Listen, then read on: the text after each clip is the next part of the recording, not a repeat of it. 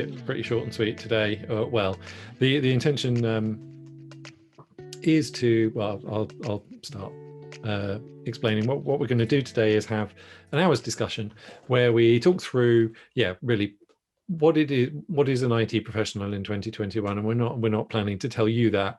We're planning to really open up a conversation and find out what amongst all of our community really they see the role of the profession, the function of the profession, what it is to do that in the current circumstances, and really what's working, what isn't working, and some of the things that they might like to change, and how we as a branch might be able to contribute to that.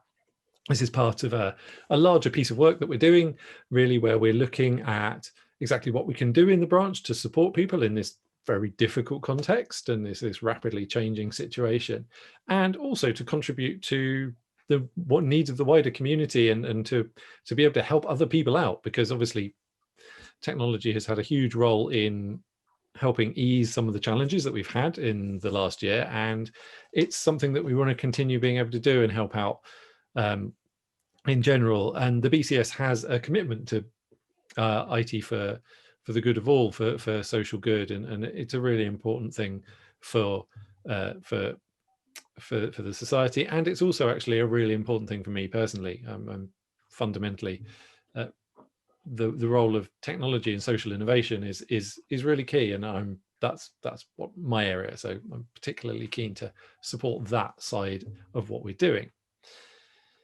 So as I say, this is an interactive session, and as was last month, we're going to be thank you for those of you who did attend last month. It was a really helpful session, and we had a lot of feedback and a lot of suggestions. We haven't been able to really enact anything concrete yet. It takes a little while to get stuff going when we're doing this kind of thing, unfortunately. As a one-person business, the speed that larger organizations move is not always an easy thing for me to cope with. But I must remember that there are other advantages and other reasons to work in that context. So the fact that we haven't got anything concrete up yet is not a reflection of the fact that it won't happen, and not a reflection of the quality of the feedback that we had from the previous session. So thank you all very much for that. We are going to come up with something, and there'll be a bit at the end where we can talk about that as well. Today we're going to be looking at what is an IT professional in 2021, and today's topic really came out of a conversation I had with Blay and with the rest of the committee around what we're doing and trying to understand exactly what's going on. It's a big topic for all of us, but it's a particular area of interest for Blay, and I'll bring him in to explain his view on it and the context and the position and some of the challenges that he sees us having at the moment, so we can then just frame the discussion. What we will then do is we will go forward, and we will have we'll move on to having a discussion about this, and you'll get a chance to discuss this in groups, in breakout rooms, and then we'll have a chance to reflect back as a group. They're looking at, we've currently got 24 participants, so that's probably 4 breakout rooms or thereabouts.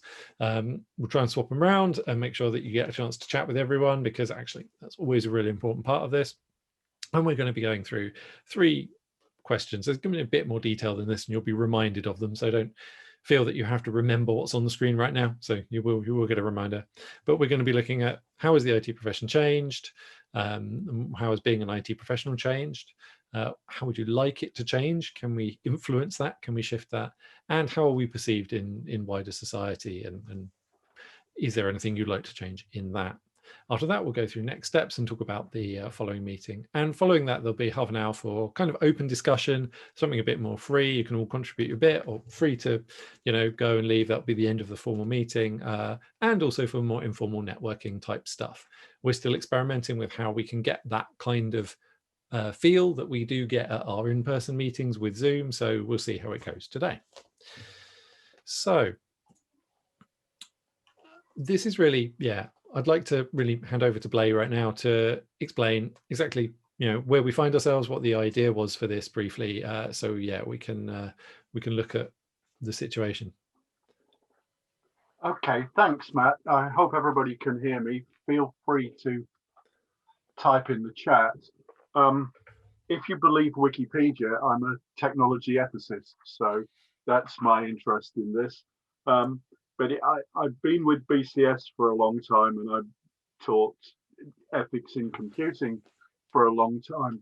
And just sticking with BCS for the moment, I'm very aware that even over the years since BCS became the Chartered Institute for IT, the balance of what people do in their work has changed.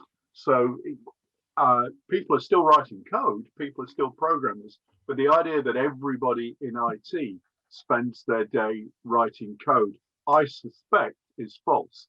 But it's not for. I mean, Matt and I have had a lot of conversations, but really now we want to hear from you. And since in 2021, I'm living my life almost entirely online. I'm completely dependent on information technology, and so is everybody. So IT professionals, more than ever before, at the center of society. And so we've had a lot of discussions about what exactly is the role of a professional. Indeed, what is it to be professional under those circumstances? Because it's probably more than writing good code, but using IT for everyone is again more than writing good code. And again, in discussions with Bob and the BCS, I think the whole organization needs to hear from the membership, needs to hear your ideas tonight. So this is not about us telling you anything really. This is about us asking some questions, and we've actually structured the questions to try and make that easier. But again, feel free to improvise around the questions. What's on the next slide, Matt?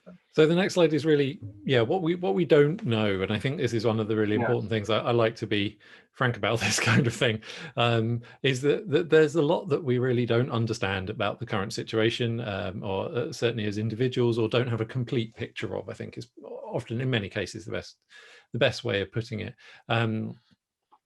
We don't know whether the discussions around the new normal, what we're going to be going back to, and actually what is desirable to go back to, and what we want to keep from the current situation, and what we want to, what we've learned, and how we can facilitate more of that.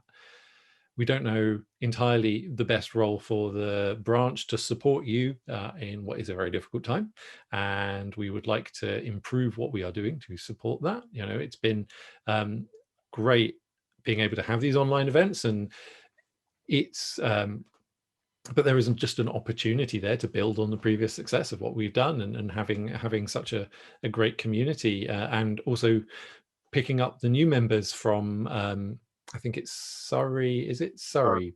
So yeah, welcome to anyone who is joining us for the first time from there, and from some of the other interested groups around. It's really great to have you here. It's we're trying something a little bit different with some advice, but yeah, hopefully it's all good. So yeah, we've got the role of the BCS and the branch, and also what we have overlooked. Particularly Blair and I and the rest of the committee, we talk about a lot of this stuff, but we only have our own perspective and we only have our own experience, and we're really, really interested to get as much perspective as possible tonight, so we can make sure that we might not be able to enact everything, and we might not necessarily agree with everything, and we might see things differently, but we really want to understand and be able to make an informed decision as a community about what it is that we want to happen for us as professionals and for us in this branch. So with that in mind, is there anything you'd like to add to that, Blake, before we go on to the first question, or shall I? No, let's do the question. Well, I'll tell you what I'll add. I suspect that some of you are actually working in the IT industry right now. I've noticed that your job's changed recently, but until tonight, you haven't really reflected on exactly how it's changed, because we're all running to keep up. And it'd be nice if we could reflect for a moment tonight on how things have changed. Great. So this is the first question, and you're going to get an opportunity to discuss this in breakout rooms in the next for around 10 minutes. shortly after this introduction. So, Blay, would you like to give your quick intro to this question and the It's my context? personal belief that the IT profession has changed a lot in the last 10 years. In fact, whole new areas that couldn't even have been predicted, like UX, user experience, have emerged. And yeah, and it expanded. The profession is far wider than it was 10 years ago. But I don't know of any serious work on these changes. And again, I think a lot of people have just been running to keep up and haven't reflected on them. But especially over the last year, again, the crucial role of IT in facilitating online working has obviously brought about changes. And we'd just like to, hear what it's been like for you, basically. If you just give us your experiences, I think that would give us the basic answers to these questions. Great.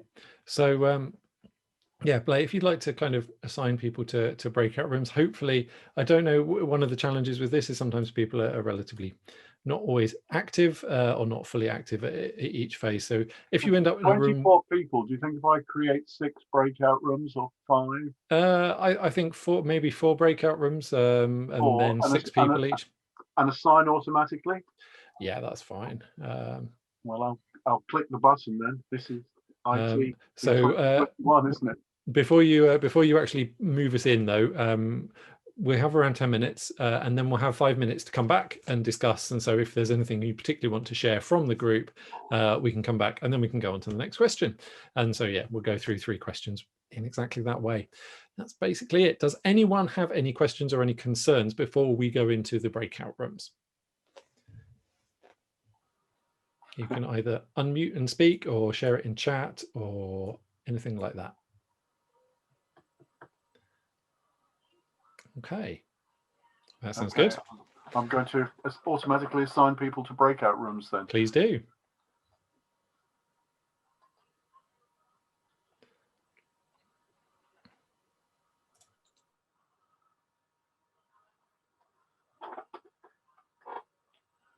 I'm trying to see where I am.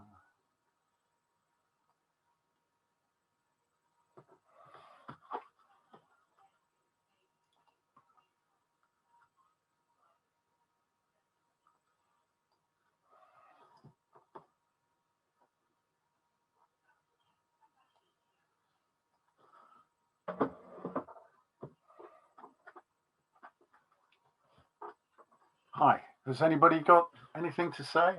I feel I've been talking too much, really, for tonight, because we're here to listen.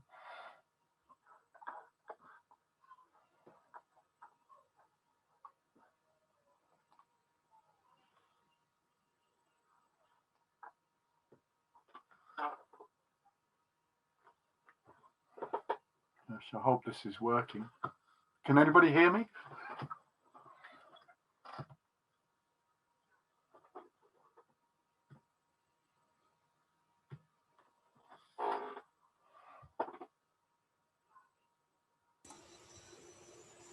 Hello, Blay. Hello. Oh, well, I can hear you, but I don't really have anything to say, to be honest. I thought I'd just try connecting remotely and see what the meeting was about. Okay. Well, I'm sorry if the meeting's about questions, but I mean, well, can I just ask, do you agree with what Matt and I are saying, that the profession's changing and BCS needs to change, and we need to, well, ask what the changes are, because really that's just my opinion. I suppose what I think is that the computing profession changes rapidly and always has. Well, always been changing rapidly, and so. You mean technology is sort of like you learn one thing and then it's sort of out of date, yeah? That's true. Okay, well, that's That's something I hadn't been thinking, and perhaps I should.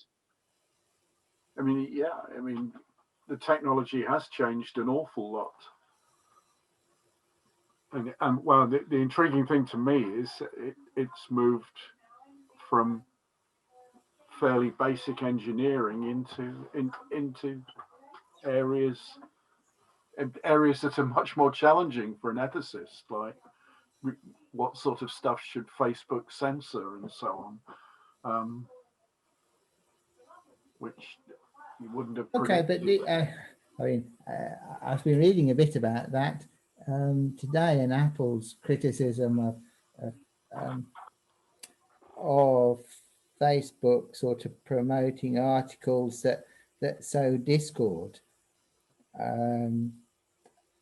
But do you think that that is really a computing and technological issue, or isn't this a more sort of broadcasting regulation issue?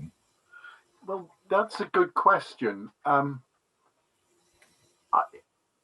I kind of have to throw it back to you. I mean, the thing is, a lot of these decisions are being taken by IT professionals. They're just going into a room and saying, what should we allow? Should we throw this person off our network and so on?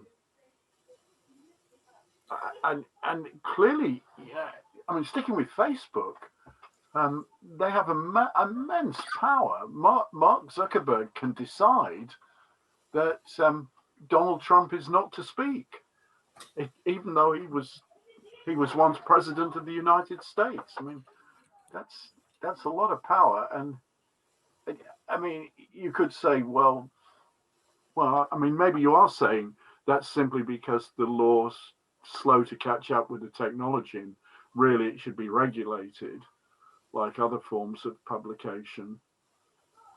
I suppose I am saying that,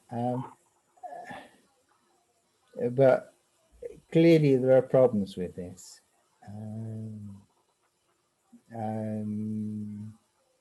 Because if the government sort of tries to regulate things, it creates issues like for freedom of speech.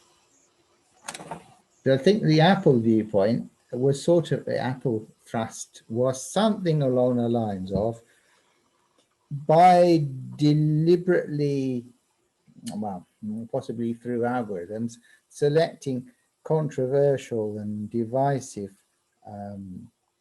articles that sparked interest, and therefore people watching stuff on Facebook, effectively it had sort of created divisions and sown more distrust than there was in the States before. Well, I think that's true, but maybe it's my lack of vision, but I mean, the technology is a lot to blame, isn't it? Because what Facebook wants is a lot of users to see their advertisements and a lot of people on there clicking, and you know, they have an algorithm that just gives you controversial stuff, and it's just optimized to get attention. It's not optimized to give social harmony. And until recently, there's been very little regulation. But what do you feel about regulation? I mean, do you feel that regulation is just the job of the government, or do you think that IT professionals should have an input into that? I know what I think, but what do you think? I mean, is it well, clearly, I think that specialists need to have an input, so that the governing people who perhaps aren't technical specialists can provide some suitable mechanism, yeah. But ultimately, I suppose I do think that it's up to governments to do the regulation. Yeah, well, how does it compare with newspapers? Like, for instance, you know, the newspapers which are sort of a bit rabble rousing. And to some extent, it's a somewhat similar problem, isn't it? Yeah, I don't think the newspaper's behaviour is particularly impressive, um, and to be imitated. But well, I mean, I was partly asking about the regulation thing because historically BCS has had rather more input than its members usually give it credit for. Bob's the person to ask. I mean, the government does listen to BCS as representatives of the industry. I'm not saying that's a good thing or a bad thing, but it's one way. BCS is one way the profession can have input into regulation. I'm not saying the government always do what BCS want. Well, I can sort of see that that's obviously a good thing when you talk about, say, computer security. When we're talking about politics, I'm not sure that the BCS has a lot to say. Well, should have a lot to say. I don't know how much is confidential, but one of the reasons we don't have identity cards when it was so popular with the Blair Brown government is the BCS Ethics Committee, of which Bob, who's chair of our branch, was chair at the time, came up with lots of good objections to it. And in a way, I think, I mean, I was kind of neutral. I was on the committee, but I was kind of neutral on the idea. But I was persuaded by technical arguments, by people on the committee who said there would be so many errors in the government database that it would be dangerous and it would be hard to correct these errors and so on. And these were people who knew about maintaining big databases. That was what influenced me. So, well, I'm really, all I'm doing is saying to you, technical people do have an input into the regulation debate, and I feel they should as well, because it's very easy, I think, for the government to think the technology will do things that it won't when salespeople get there. But actually, I'm going off on one now, and probably I have to close up the breakout rooms. I think we've had our 10 minutes. Okay. Well, nice talking to you. Oh yeah. Well, perhaps you might want to report what we've said, if that's what's going to happen now. But I think. Well, can you do that? If you want, yeah.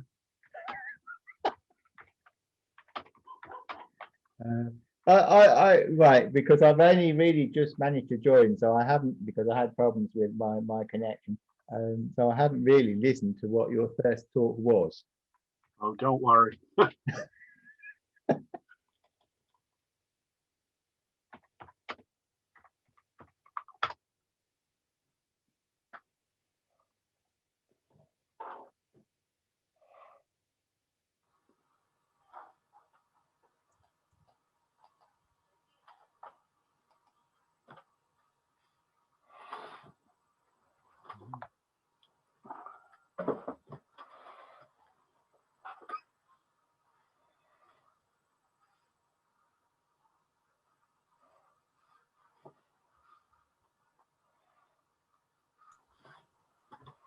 Okay, so just coming back now. Thank you for that, Blay. 10 minutes, you said, Matt. Yep, perfect timing.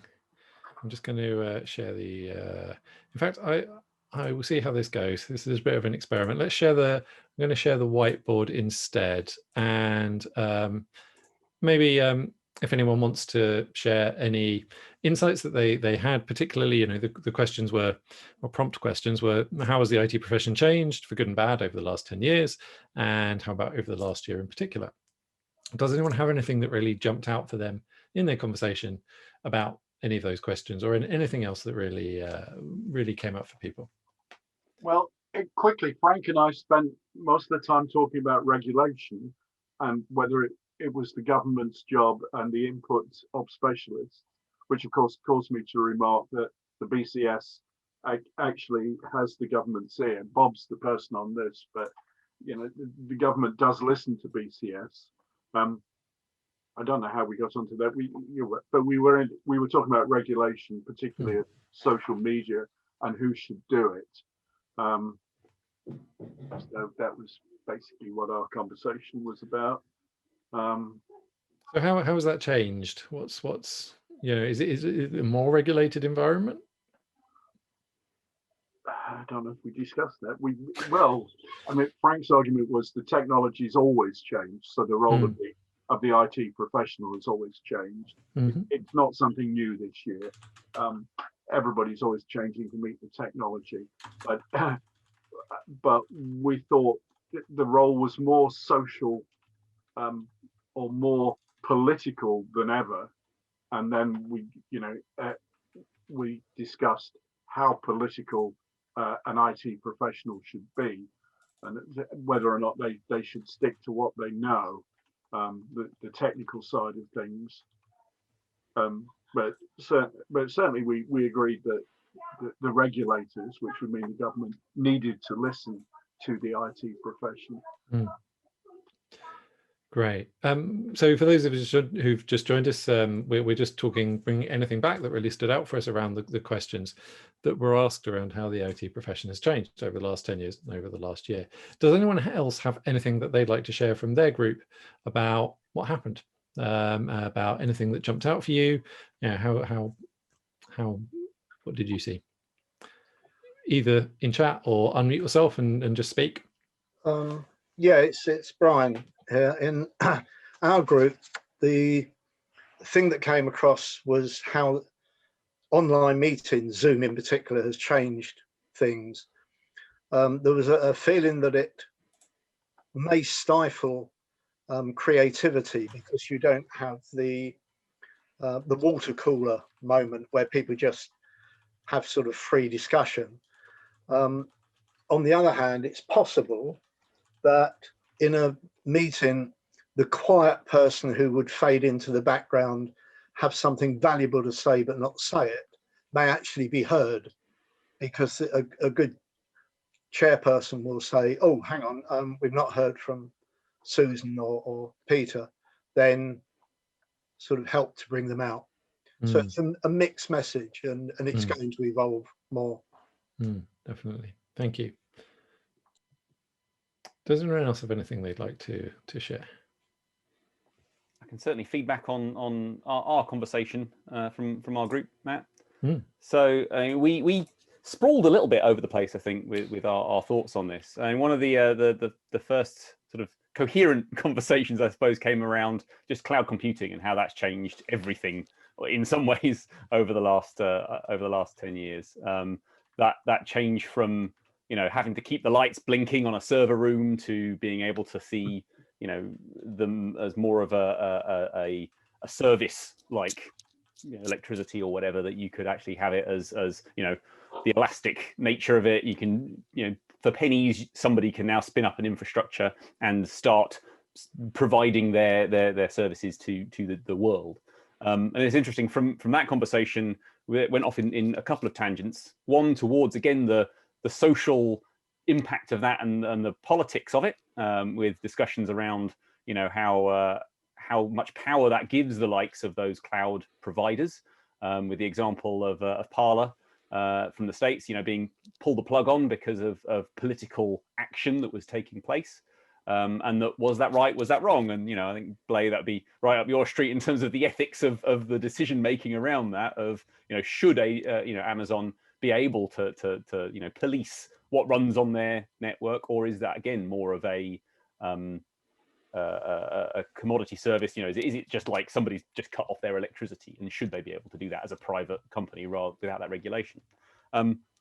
The other side of that, I think, to link back again to how it's changed in the last year in some ways, is that without that cloud computing change and software as a service, the pandemic response would have been more challenging. If we still had to serve out client server applications on traditional mainframes or what have you, with in a server room over a VPN, we wouldn't have been able to say to most of our workforces, go home, log into Google, you should have a Salesforce account, crack on, and be able to offer that ability to be able to keep the lights on from a business perspective rather than from a server perspective for organizations.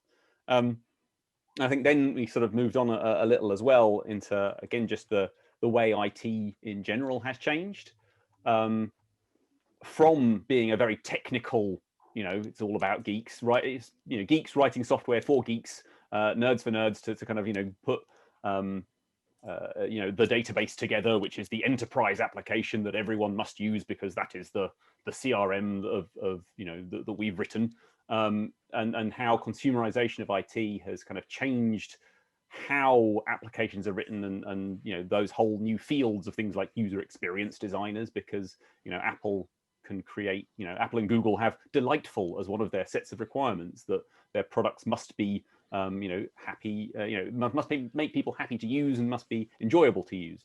And that's very different from the old school enterprise beige box of functional, functionality over aesthetics or anything like that there. Yeah, 10 years ago, people just didn't expect certainly their work computers to be enjoyable, usable, particularly.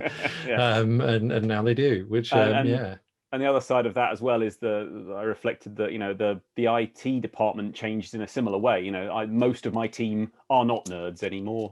I hold my hand up that I'm very much WYSIWYG. You'll notice there's Lego and Star Wars things all around me, because that's who I am, and that I am a proper tech geek.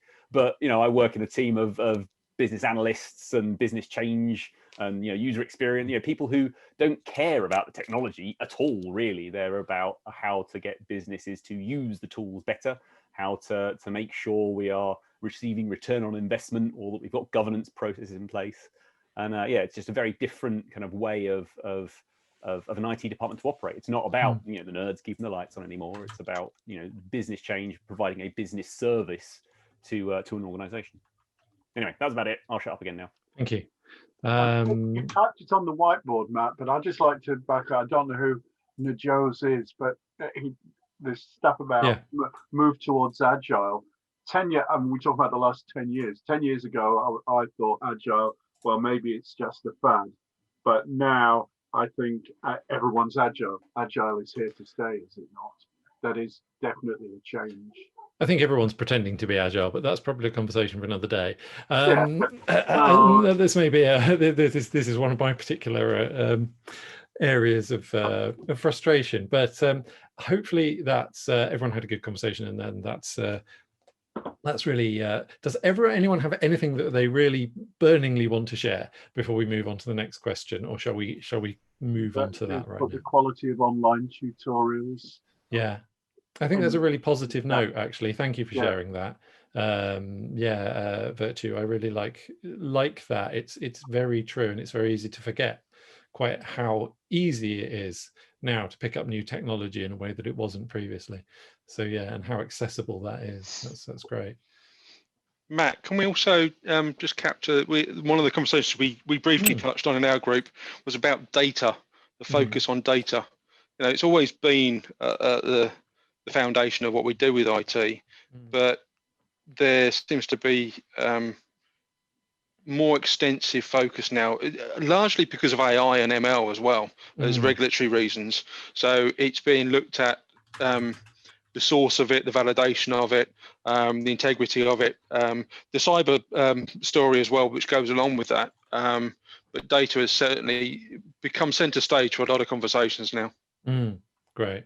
Thank you. Definitely. Just to wade in a little bit on that as well. Things like GDPR and the prevalence of breaches of data and that loss of trust has meant that IT departments have a lot more sway with the business. I think to be able to kind of, again, back to almost the politics of it, that they have got the ability to show that there is a value, a cost, or a benefit to that storage and usage of that data.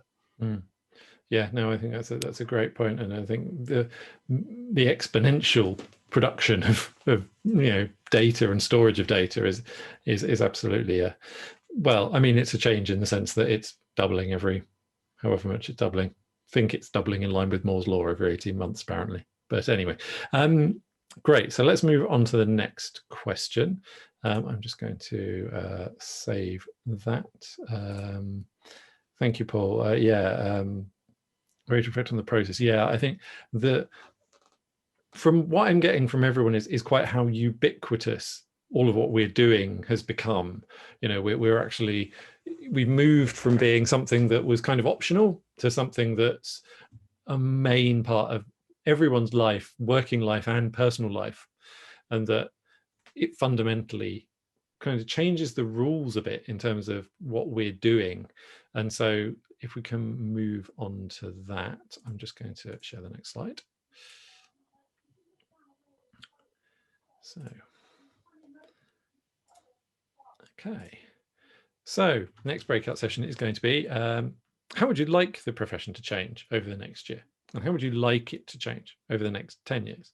Blay, would you like to give us a very quick introduction to this one? Well, I know how I would like it to change, because I guess I've been on the side of this. I would like it to look more like other professions, in terms of qualifications and licensing and so on. But as a profession, it's always been particularly resistant to that, and maybe there are good reasons for that. Well, one reason might be the agile thing. Another particular change that I'll throw to you, because I happen to know the government feels very strongly about this, is increasing the diversity. You know, I can dine out on saying every AI lab I've been into has only white men under 35, where well, with the occasional Asian. The profession certainly isn't diverse, and I think that that actually affects the work. There's no doubt that that affects the work, and it should be more diverse. But I mean, again, you people are the profession. To make it more diverse is maybe, you know, not the way you want to see it changing. Let's find out. Let's find out. Yeah. So I'm going to open all the breakout rooms again. Great. Thank you.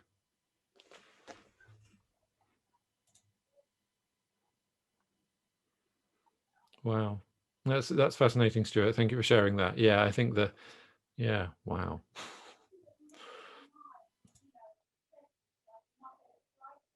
I think we should be in the breakouts now. Is that right? Yes.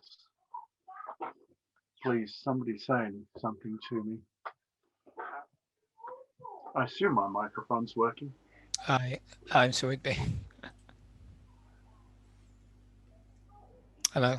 Hi. Hi. How would you like the profession to change? I'd say just the three of us, yeah. So I'd say maybe perhaps more into qualifications. Oh, good. I'm glad someone agrees with me. It's nice of you to point out. I'm a graduate student at the university, by the way, and I probably would love to hear more from you and Peter, who seems to have. I think Peter's just opted out. I'm sorry about that. The thing about entry qualifications is I have a vision of the future where a highly qualified doctor is walking around a hospital with a handheld device that interfaces with sensors on a patient's bed. And she's studied for at least 8 years to get where she is. She's licensed by the General Medical Council. She's done an ethics course with me. But she presses a button on her handheld device and gets dosage or care instructions from code that's written by a gifted amateur. You see my problem here, you know, because we have this tradition in IT that you know it's an amateur profession, and I wonder if that can we really cling on to that in 2021. That but that's just a personal view.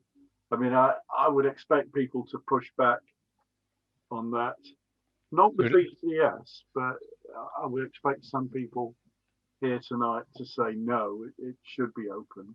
So relying too much on technology. One of the discussions we're having at the university, at our debate club, is data protection with in IT, and how the IT professionals, it's our job to inform normal citizens, I mean just students and other professions alike, and I think more knowledge among just being able to explain data protection rights, GDPR, and things like that. I think that's somewhat important as well. Yeah, I better keep an eye on the time, haven't I? Yeah, it's funny to talk about a profession and then not talk about entry qualifications. I mean, what is a profession that where anybody can join? It seems a strange thing to me. And I don't know what work you've done, but very quickly, I think if you work in IT, people look to you like a doctor. You know, they say, I've got this problem, you know, I've got this problem with my system. So you're very quickly in that sort of position. So, I don't know, what do you feel about GDPR? You tell me, because I was at some of the meetings. Well, I guess now we've left the EU, we shouldn't say GDPR. We should say Data Protection Act 2018, DPA, yeah. Which is similar, but not exactly. Not exactly GDPR, yeah. I'm doing a voluntary role as a GDPR advisor at a company, non-profit organization in London. So basically, it's a team of 5. I think there's a volunteer lawyer, someone there, and we work with a lot of other managers there. So basically, I think we're having trouble understanding how we would tackle Facebook, and another giant is Zoom itself, and recording. So I think that's one of the reasons. It's quite tricky dealing with that now, and I'm frantically searching for qualifications on the internet as to which one I should be doing at the moment. So I think the best choice for me would be to perhaps look into some more qualifications with GDPR with the BCS. Okay, I mean, would you like BCS to give you more guidance on? Yes, of course. I'd love that. I mean, I have done. I think I did something. Okay. I did a few courses on LinkedIn, but those are all basics. And I did do a GDPR module last year as my postgraduate studies. And you think that's a good role for BCS? With the GDPR? Well, just qualifications in general. Yes. Oh, yes. I mean, our university courses, they're all, of course, accredited by the BCS, and that's been a huge help. And being a member, I think that's also quite helpful. Yeah.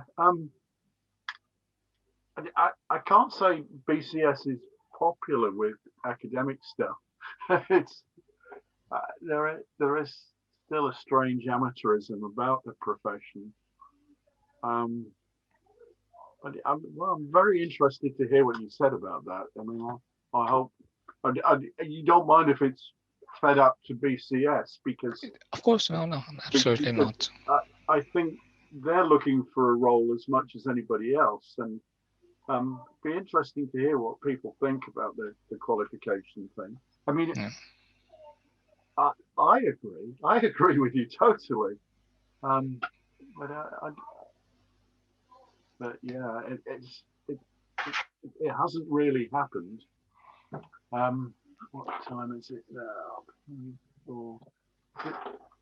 I'll give it another minute before closing up the rooms. I don't know what's going on there. I'll send a message out.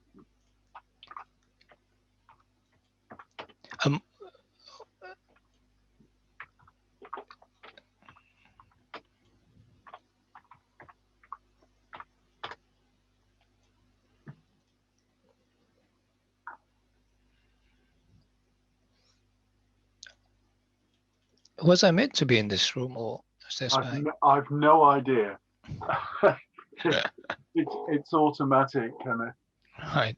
I'm actually planning an event with the BCS at my university.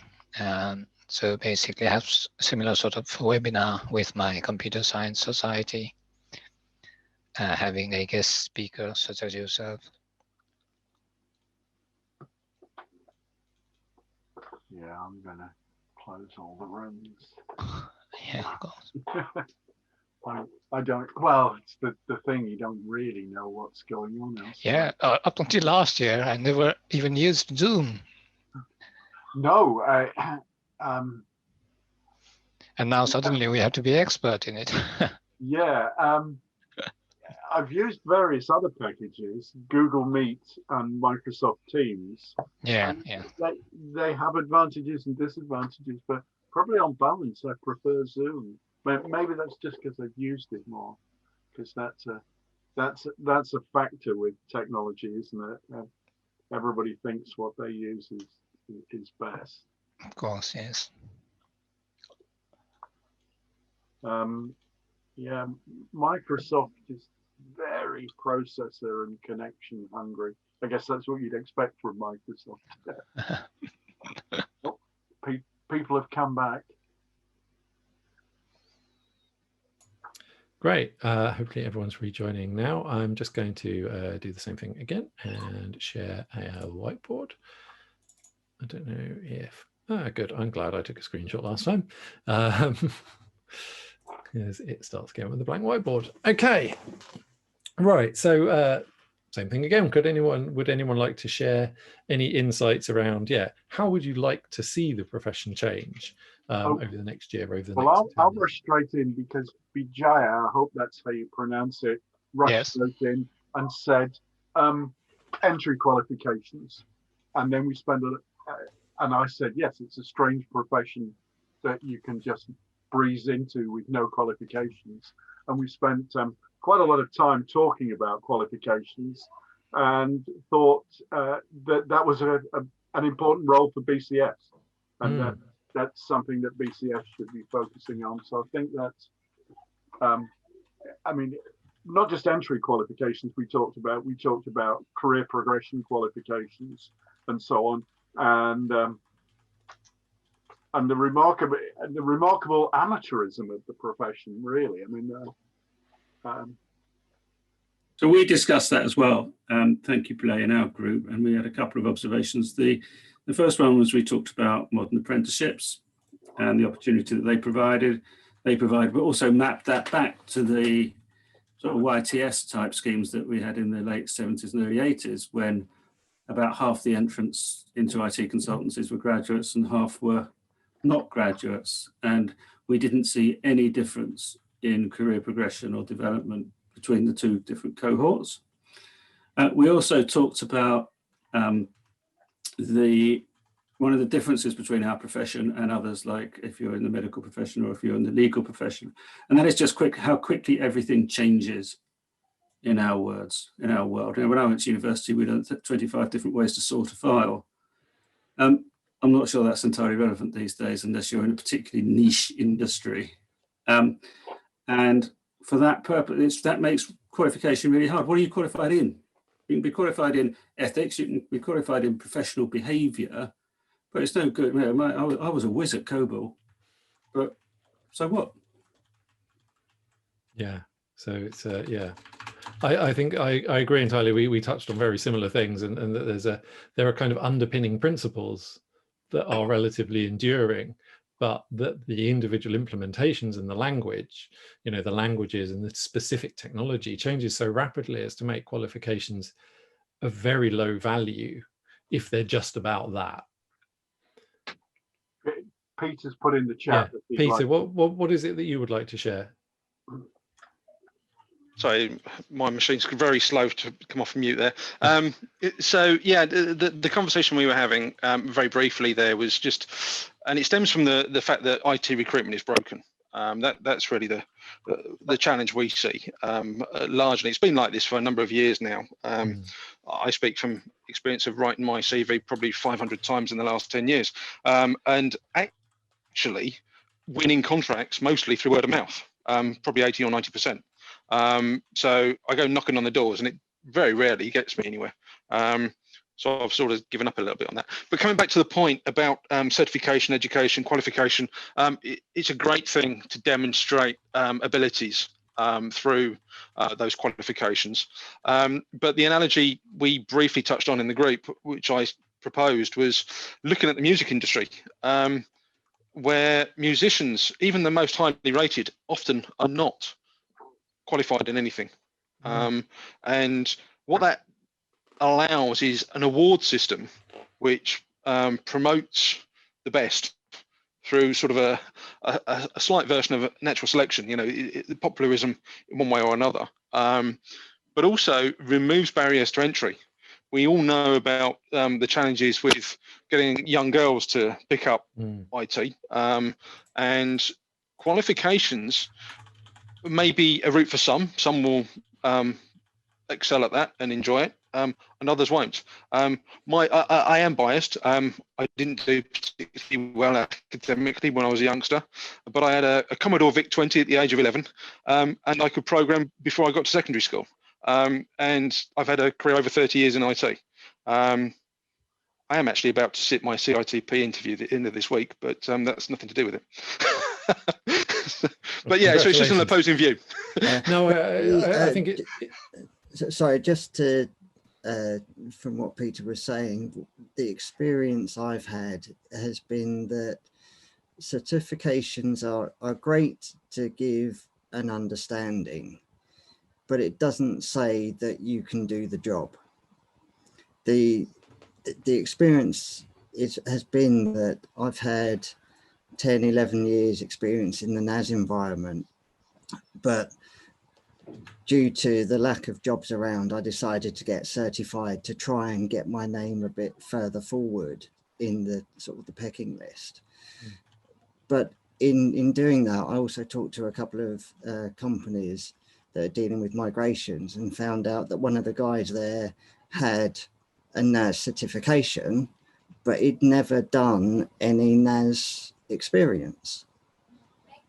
So and I'm sure that's the same in a lot of different areas, in that you have people who can do the exam and pass the exam, but they don't have any actual experience in that particular environment, and could be put ahead of someone who's got maybe 10 years experience.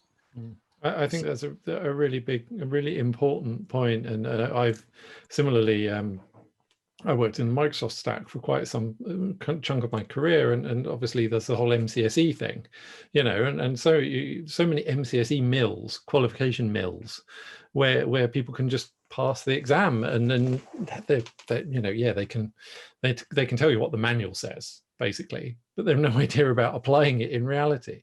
So I think there are some really big challenges there, and I think this is definitely actually something that we need to explore more, and I would be really interested to explore more in the branch. Before we move on though, are there any other really burning points that people would like to get out before we move on to the final question? Actually, Matt, can I just ask something Peter said? Because I know he was disagreeing with me, but he said something with which I totally agree in his comment, which is IT recruitment is broken. And I'd like us to discuss that more further, because I agree, it is broken.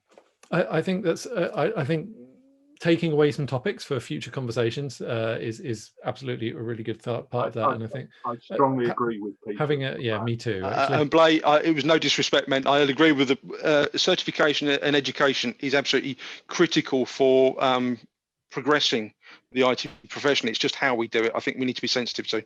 Yeah, I think it needs both. Yes. Because there's people also that, you know, may have had a few years experience but don't have the full knowledge. So the certification does confirm sort of the knowledge that people have, but then it should be taken in line with their experience as well. It's not just the certification. And as Matthew said about the MCSE side, many years ago I tried to go through my MCSE, and I was actually in a classroom with people that one was a waitress, another one was something else, and they were doing the certification. And yeah, they could get through the exam and what they learned in the lecture, but to actually go into a job that required that experience as well, that they would have had a real trouble getting through it. So I think it's a bit of both. It's a balance again. Sorry, Blade, back to your aviation point. I'm actually learning to fly at the moment. I've just done my first solo. Congratulations. Thank you very much. I've survived. There are loads of about this offline. There are loads of exams you have to pass, none of which teach you how to fly. That's true. Yeah. And you learn to fly by looking out the window. And pointing in the right what direction. pilots say to each other is how many hours. Your instructor has to sign you off with a practical at every step of the way. And I think that's reinforcing Clive's and Peter's point. There's the theory, which enables you to be a good practitioner, but doesn't make you a good practitioner. Yeah. Well, yeah. Pilots say, "How many hours have you got?" Exactly. Should we want to move on, Matt? We're running out. Yep, of time. we are running out of time. Sorry, I'm just going to save a copy of that. Great. Yes. So we'll move on quickly to our final question, which is. Okay. How are we seen? The final question is really, you know, how does wider society see us, and how would you like the rest of the world to understand us? And I did find a meme here, and most of you who've seen my presentations will know that there's at least one or two memes in them. So I managed to sneak one in. I think this is a really big challenge and a really big part of it. You know, it plays into the recruitment stuff really clearly. You know, what is it that people are hiring us for, and why are they doing that? And is that actually what we think we're doing? And so this is really a brief chance to look at, exactly how are we seen, and is that helpful to to wider society and to us? And how would we like to change that? Because for me, one of the roles of the BCS is advocacy for what we do and helping the world, helping wider society understand what we do more fully and more completely. So Blaise, we better go into breakout rooms pretty quick. We are running a little bit behind. I'm opening the rooms. Lovely, thank you.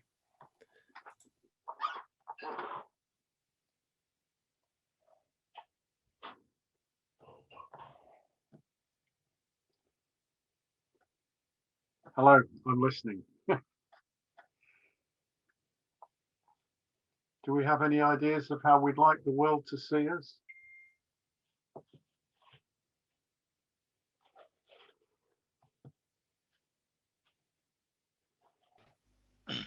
Hi. Hi. Yeah, it's us again. How would I want the wider society to see us?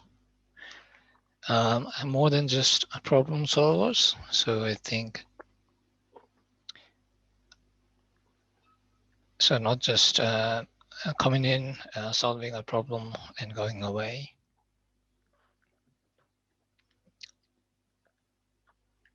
I suspect that is how they see us, though.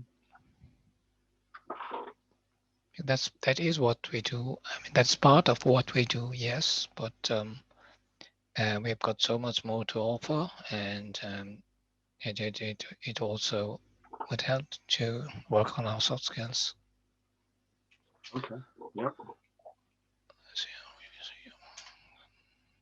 Work on soft skills. Sorry, Blake. What was the second question? I'll have to bring up the slide, but I can do that, I think. Trying to jot it down quickly. because we're running out of time, what would you like the rest of the world to understand about your work in the IT profession as a whole? Now I have to get Zoom back, but that's not a problem. Yeah, what would you like what would you like to say to the rest of the world? I mean, and again, you know, BCS, it's got to be in there, hasn't it? I mean, BCS does represent us to the rest of the world. Yes, it does. And what's your other one? I mean, I'd love to hear your thoughts on this one, Lay. My thoughts now, or yes, yes. Well, I think I'd like IT professionals to be more like other professionals. I mean, obviously not exactly the same as accountants or lawyers, but professional nonetheless. You know, I mean, and obviously there was resistance to qualification because a lot of it is practical. But then I think medicine is practical too. I mean, doctors need to learn a lot of theory and pass exams, but they also learn by going out on the wards and treating real patients. So yeah, the theory and practical go together. And you know, doctors are seen as problem solvers. You call a doctor when you've got a problem. Yeah. It was Stuart was teasing me about flying. The thing about being a pilot going to a doctor is Stuart Pembry, is that it's very amusing because the doctor says, "Oh, I do like seeing pilots. They're the only people who come in here cheerful. Everybody else has got something wrong with them," you know, and because you're saying, "No, I'm fine, doc. Just sign the medical." But so, I mean, yeah, is medicine a good profession to compare IT with? I mean, we could relate to it somewhere. I mean,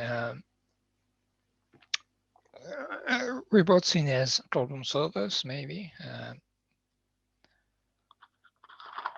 I got your name right? Vijaya. Yes. Yes, you know. I do go by Jay at the university. That's okay. Well, I think we have to try. Yeah, thank you. Because, well, you might have noticed my name, and people say, "Who was that?" And I say, "It's English." Yeah, Blay. That's a first one for me. I'm English. Yeah. I've never met a Blay before. Well, it's not. It's a pleasure to meet you. It's rare, but it's English. What does it mean? B-L-A-Y. I think it's a place name, the same as my second name. It's a place. It's a village in Normandy. Okay. There's probably some history to it. Again, maybe you'd know it. I don't know, but the country and its history is one of immigration, and it's just a question of how many generations people have been here, and often it's not as many as they make out. And as for the royal family, real Germany, is it? Yeah, they're all German. They speak with a German accent, and they changed their name from Hanover to Windsor. In the First World War, because it was a war against Germany and it didn't look so good. But so understood. I'm going to type a message saying I'm going to close up the rooms. Unless, have we got any more to say? We can.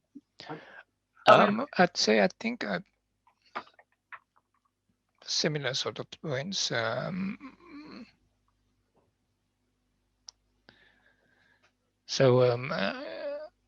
No, I think I haven't got much to say there. Are you okay if I say we said the profession should be more like medicine. Yes. Hearing what people said about you need practical skills and you learn the practical skills by working. I mean, I agree with that. I teach apprentices as well as undergraduates, and you know, I don't want to say too much, but the apprentices are very, very good. Yes, of course, Blay. Thank you. And all I have to do is teach them some ethics. Yeah, and then they can pick up really quickly. And how would you like to understand? So I think maybe that we are aware of a lot of legal issues, and there are some sort of requests that we have to deal with on a daily basis. That does require us to understand much more about laws and whatnot. So maybe a bit of a knowledge gap in the legal side. I wonder. Okay, so Jose is here. Yeah, the room's just about to close. But I remember what you said about law.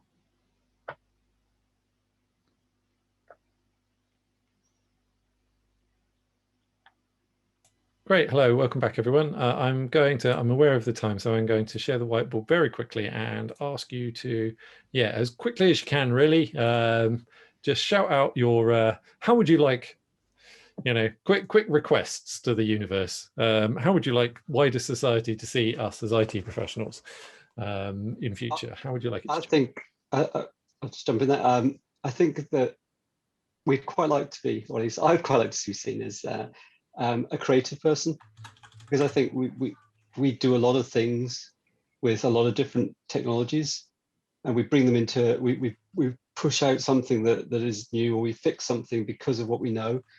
And I think that we are creative individuals, and I think that that's something that we should be seen as, and also the respect that goes with that. I think is something that is. I think the creative point's a good one. I mean, if I think about the system you've made and all the different parts that are in that system, and I think about which parts we brought in and which parts we had to actually invent ourselves, most of them we probably didn't invent actually, or a big chunk of them. So yeah, definitely. Bijaya started off saying more than just problem solvers, and from which we progress to, we'd like the outside world to see us more like doctors, especially given what people were saying in the qualifications thing about having practical skills as well as theoretical skills. So yeah, more like doctors.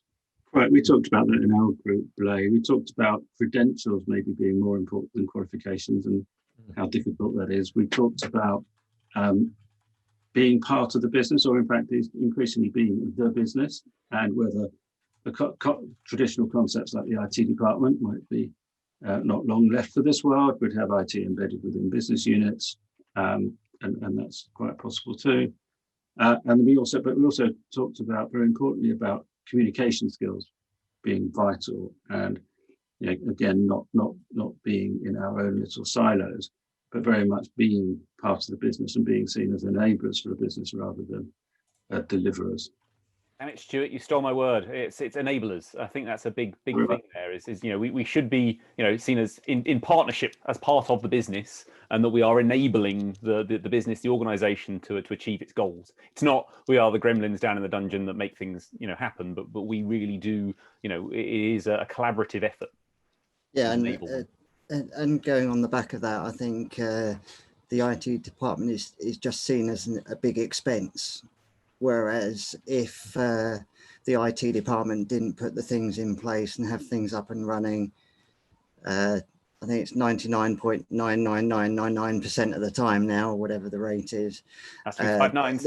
The business wouldn't be able to do their business, but it's only seen.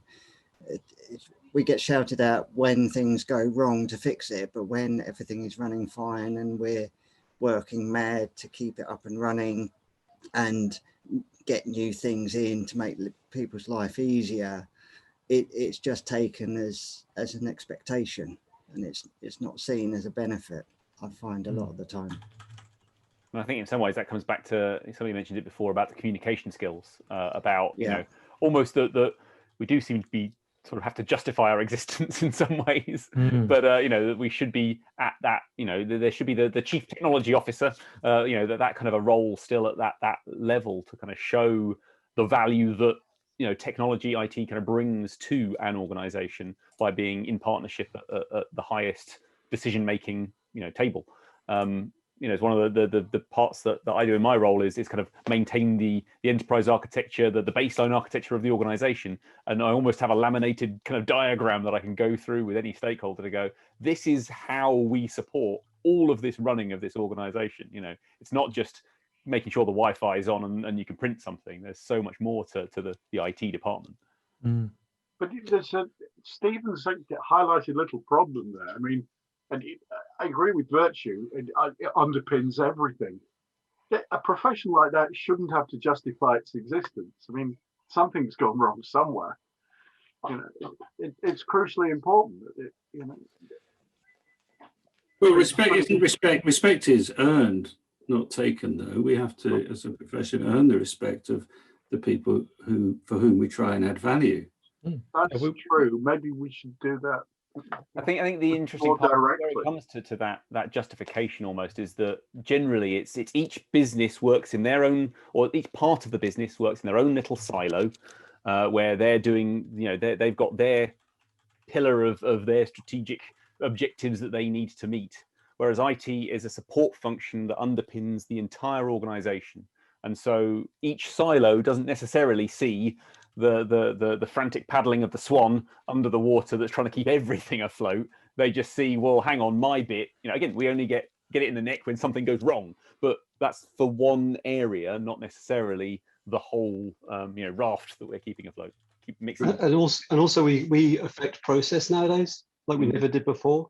I mean, what we design changes how they work, and so we need to be involved in what they need to do. We need to, if they're going to make a process change, it helps if we're involved in that decision, because we can go, well, yay or nay, or maybe we should do it this way. You know, we have a really valuable input into that kind of side of the business as well. Where we can actually show the art of the possible a lot more. You know, we play with toys and technology day in, day out. Some of us do. You know, the nerdier ones of us, we're seeing what these tools are capable of. Whereas sometimes within the business, they say, I want what I've got at the moment, but better. You know, again, back to the I'd have faster horses or whatever it is from, you know, rather than a car. You know, we are there to push things forward, and we can bring that to the table. So because the business doesn't necessarily know, the business, as I'm already putting an us and them in there, but you know, the rest of the business doesn't necessarily know what questions to ask and what the capabilities are. I'm lucky enough to have worked with a couple of really inspiring CIOs, and those CIOs are part of, you know, not only are they part of the board, but they are as motivated by P&L as anybody else, and incentivized by group P&L as much as anybody else. And I think that's the journey that we're still on. Not every organisation is there yet. in that context? Well, profit and loss. So profit and loss. Okay, yeah, cool. Yeah, and that's what should be motivating a CIO. You know, it's, can we make our business more profitable, return on shareholder value, all that stuff. It's not about technology. I think that as a summary sentence, it's not actually about the technology. Probably sums up an awful lot of what we've been talking about over the last hour. So yeah, thank you very much for all of your contributions. I've saved some. We'll share it out by the mailing list, a summary, so we can go through these and revisit these for future stuff. That's great. Thank you all very much for your contributions. I'm aware we're at over time, so very sorry about that. Apologies about that. We do have another quarter of an hour for kind of free conversation, so we can kind of continue if you do have that time. I'm just going to save this and then go back to the slides one final time.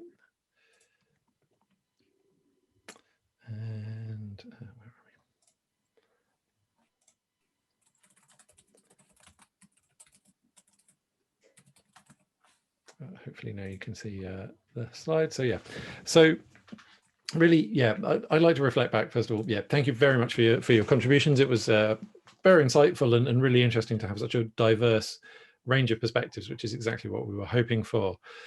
For me, what really came out of it was the focus on principles and how important it is to establish what the principles of good IT practice are over the specific technological implementations.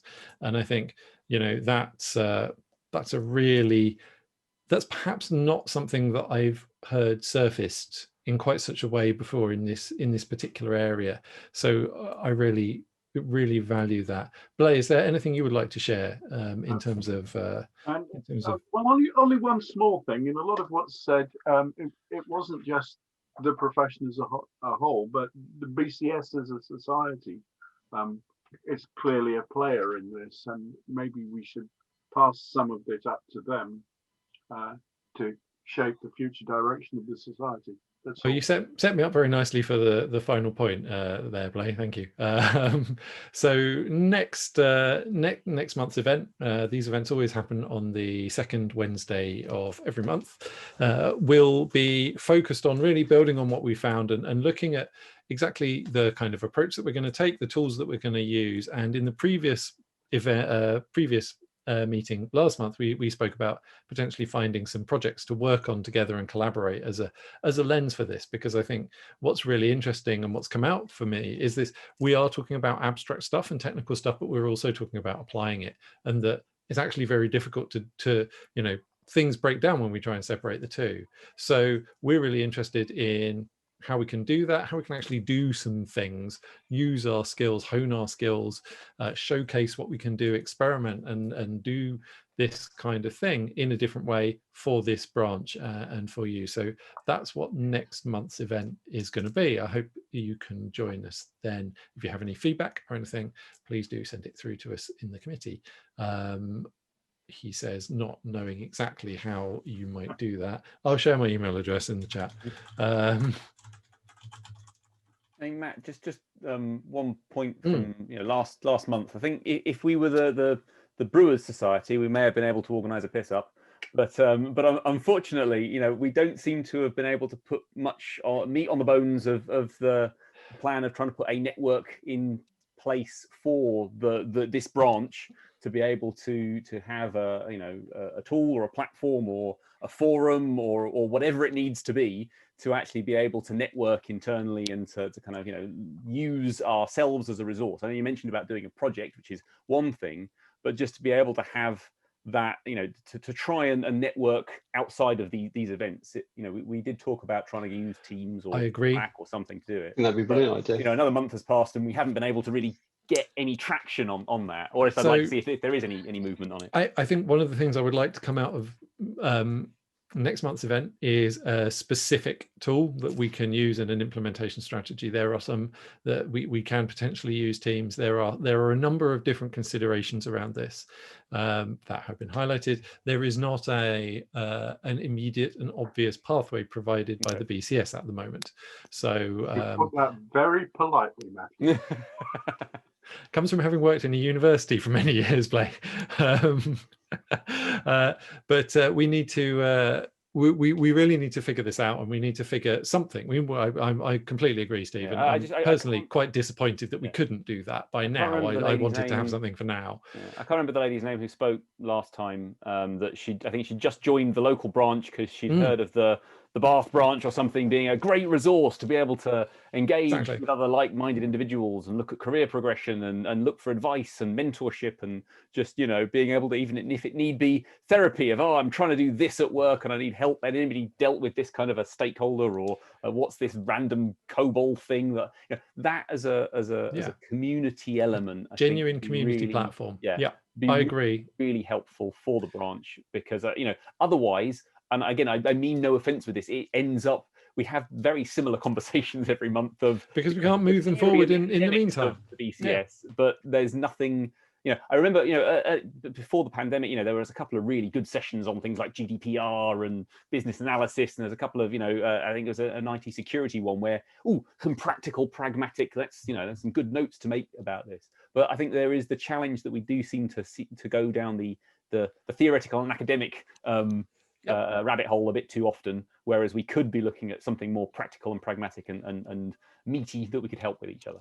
I agree. In the circumstances, I think the right approach is actually going to be for us to put something together as a branch. May well include cloud services, may well include all sorts of different things, but we need to have that conversation as a branch. And actually, that's really what I'd like to focus on next month. What we're trying to do in the short term, we've had a great conversation about what we're doing in the longer term, and I think now narrowing it down and focusing is like, well, what do we want to do in the next few months? How do we facilitate this? How do we start building this? And I'm very happy to take a very agile approach and see what we build and build little things. But for me, fundamentally, we don't have anything readily available kind of to do it, and we have a huge amount of skills across the board, and I think it's probably time to start make the problem is the thing that we need to do. Problem is the path, and I think for me that's really what we're going to focus on next month. So I really hope you can join us then. Thank you for everyone for attending. I am going to still be here for the next 10 minutes and happy to continue the conversation, but if you're done, this is the official bit done. Open up the floor to anyone that really wants to share anything. Okay, I want to say something to Stephen. I didn't. Please don't, no offence by what I said before. No, far from it. I mean, would you like to give a presentation? Because what I'm thinking about, what you know, and my students don't know, is what it's like to fit into a business, what it's like to talk to the other departments. They have no idea, and it's very hard to tell them, right? And one of that basic practical skill. You see, and I would, if you wanted to give a BCS talk, I would tell the undergraduates to come, and you could reflect on that. I mean, possibly you don't realise how much you know that they don't. It's back to the hang on. What's the use of a qualification now? Well, they don't particularly need to hear that, but they do need to hear.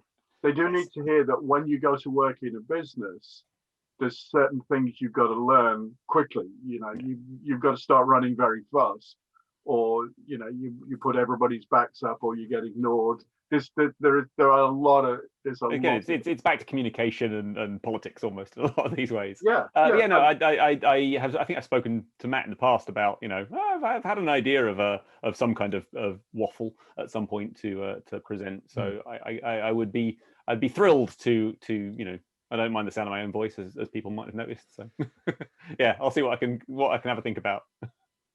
Well, it is information that people don't have in the university. I think it might be very interesting to actually, consider that and apply this to the current situation. How would Steve fix this? No pressure. No pressure. But that kind of thing. And I really do want to.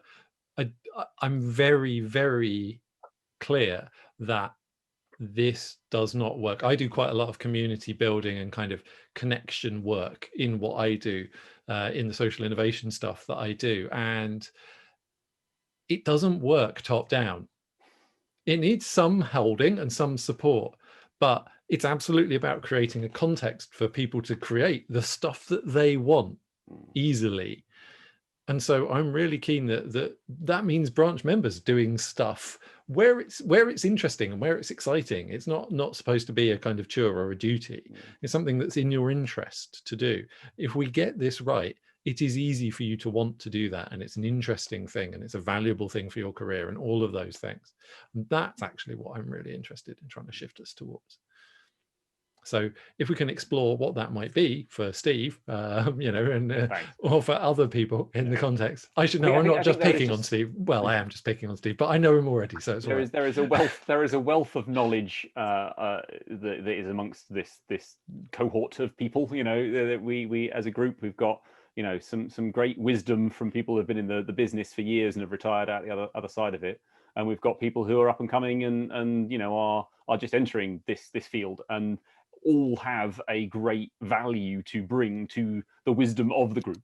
And you know, I think that it would be criminal to not share or give it a platform where people can share that knowledge and help each other where they can.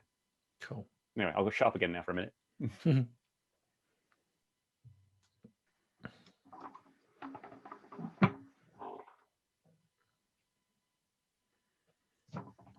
Yeah, I did really enjoy the conversations tonight, this evening, and I think, you know, I see the same themes over and over again, and it's a very interesting conversation. You know, there are a lot of people thinking about this stuff, and you know, for me, like the skills that we have in IT mean that we can help in our own way, and other people can help in their own way. And actually, I'm kind of reassured by that on some level.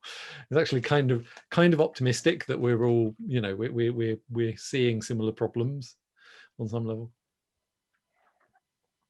Yeah. Sorry, no, I'm not on mute, am I?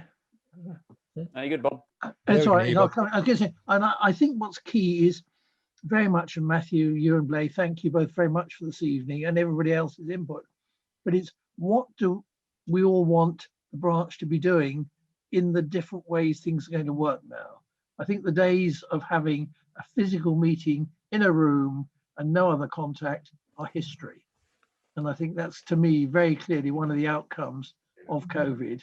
And it's really making sure we start doing things, as you were saying, Stephen, sharing the sort of experiences you've got with others, where you can be sharing to an audience that hasn't had to travel 20, 30, 50 miles. We're in a whole new ball game, and it's moving rapidly into that, trying it out and seeing what works and what doesn't, and how we improve.